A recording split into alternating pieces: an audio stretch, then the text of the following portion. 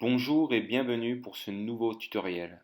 Aujourd'hui, nous allons voir comment installer une souris sur son iPad. Tout d'abord, vous allumez votre souris Bluetooth et vous vérifiez qu'elle n'est pas connectée à un autre appareil. Ensuite, vous allez dans Réglages, Général, Mise à jour du logiciel et vous vérifiez bien que votre iOS est minimum 13.4. Allez maintenant sur Bluetooth, trouvez votre souris, cliquez dessus et voilà, elle est appairée. Elle est maintenant utilisable directement et voici comment cela fonctionne sur iPadOS.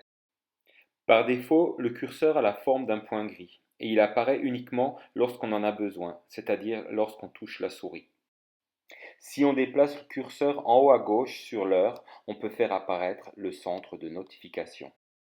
On peut faire pareil en plaçant le curseur en haut de l'écran et en le faisant glisser vers le bas.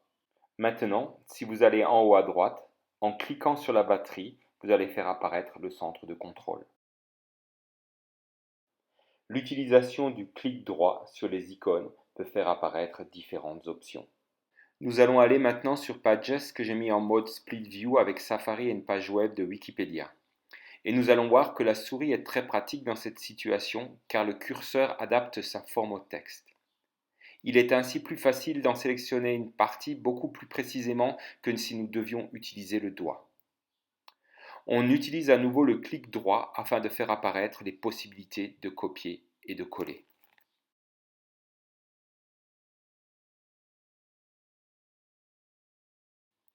On peut également très facilement copier et coller une photo pour rendre son document plus attrayant.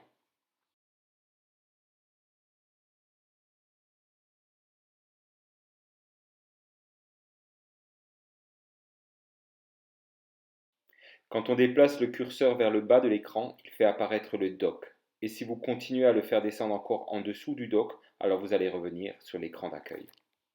Nous allons voir maintenant comment régler et personnaliser notre curseur. On retourne dans Réglages puis Général, ensuite dans l'onglet Trackpad et souris, et il y a différents réglages possibles, comme par exemple régler la vitesse de déplacement du curseur.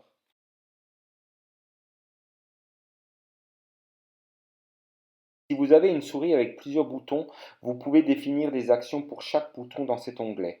On peut par exemple donner la fonction à un bouton de retourner directement à l'écran d'accueil.